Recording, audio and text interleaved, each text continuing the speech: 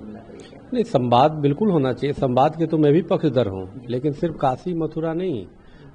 आप बात करो तो हमारे उतने सैकड़ों हजारों जो मंदिरों पे जो मुगलों ने तोड़ा बनाया और जिस पे अभी भी दूसरे लोग काबिज है, जिहादी मानसिकता के लोग, उस सभी पे बात होना चाहिए। ये दो पे क्या, और सबके निराकरण होना चाहिए एक साथ। और मैं तो इससे आगे बढ़ के कह रहा हूँ कि संसद को भी चाहिए था, आज़ादी के बाद तो सबने हिंदुओं का अनदेखा किया, कि एक ऐसे कानून भी बनाए जिससे जितने भी मुगल कालीन हमारे मंदिरों को तोड़ा गया वो सब हिंदुओं को सौंपा जाए।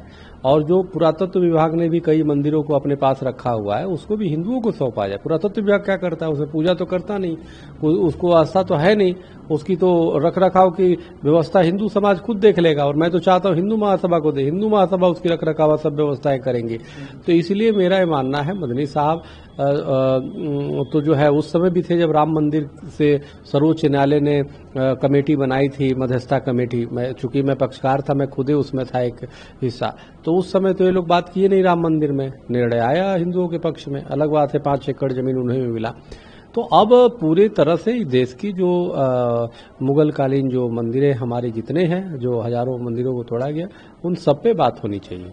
और उस पे सिर्फ 2-3 मंदिरों से नहीं, ये तो लिंक तो रहेंगे ही, उस पे भी बात होना चाहिए और उसको भी देना चाहिए इनको आगे बढ़ के। करते हुए कहा कि बात सही है और हम इसको मानते हैं और आगे इस पर कदम भी उठाने चाहिए। क्या कहेंगे? देखिए, मोहन भागवत जी ने बहुत अच्छी बात कही है। मोहन भागवत जी ने देश की एकता के लिए बात की है। एक परिवार का जो अभिभावक होता, परिवार के मुखिया के रूप में बात की है। जो भारत में पैदा हुआ, वो हिंदू हो या मुसलमान, हमारा सबका डीएनए एक है। हमारी पूजा करने के तरीके अलग अलग हैं। कोई मंदिर में आरती करता है, कोई अजान देता है, लेकिन हम सब एक हैं, हमारा खून एक है। और महमूद मदनी साहब भी सनातनी है। देखिए, भारत में पैदा होने वाला हिंदू हो या मुसलमान, ईसाई हो या कोई पारसी, उनका डीएनए एक है। हमारी पूजा पद्धतियां अलग अलग हुई हैं, हमारा खून अलग नहीं हुआ है। इसलिए कोई मोहन भागवत जी की बात का समर्थन करो या समर्थन ना करो, इससे कोई फर्क नहीं पड़ता। हम सब एक हैं। और मोहन जी की बात को जो मानेगा, वो मुझे लगता है सच्चा राष्ट्रभक्त होगा।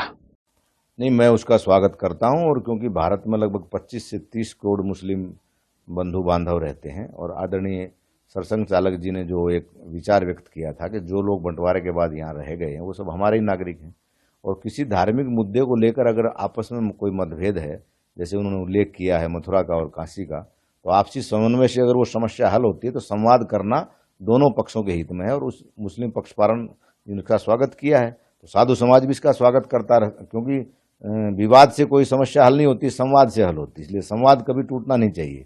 दुनिया के जितने बड़े बड़े राष्ट्रों में अगर युद्ध भी होता है तो बैकडोर से उनका संवाद चलता रहता है। और समाज आज बहुत दुनिया आगे जा रही है, और विवादों को बढ़ावा देने से समाज का नुकसान होगा। इसलिए मदनी जी का जो सुझाव है और आदरणीय सरसंघ चालक जी ने जो कहा है, साधु समाज इसका समर्थन करता है। बिल्कुल इन दोनों मुद्दों के ऊपर आपस में जो मतभेद हैं, और अगर भाईचारे से ये समस्या हल होती है तो आने वाला जो भविष्य है, मुस्लिम बच्चे हों या हिंदू बच्चे, सबके लिए एक बहुत ही सुखमय होगा। और भारत की सुख शांति समृद्धि के लिए आपसी एकता और सांप्रदायिक सौहार्द जो है बहुत जरूरी है। बिल्कुल, मैंने कहा ना, पूरा साधु समाज इसका स्वागत करता है, क्योंकि साधुओं ने बहुत बलिदान दिए इन तीनों जगह के ऊपर, काशी में भी, मथुरा में भी, अयोध्या में। तो साधु समाज ने पहले भी इसका समर्थन किया था। जब साधु समाज ने इसका केस लड़ा, जो बाबरी मस्जिद के पैरोकार थे, दोनों साथ में जाकर के चाय पी के आते थे। साधु समाज में कभी भी कटुता की भावना मुस्लिम पक्ष के प्रति नहीं रही है। कुछ ऐसे लोग हैं जो अनाचार, दुराचार व्यवहार में कई बार ऐसी भाषा का प्रयोग करते हैं जिससे समाज में अशांति फैलती है। तो साधु समाज इसका स्वागत करता है। अवश्य आरएसएस के साथ में मुस्लिम संगठनों को बैठक करनी चाहिए, और जो भी विषय हैं जहां उनके मन में कोई शंकाएं हैं, तो समाधान तभी होगा जब हम संवाद करेंगे।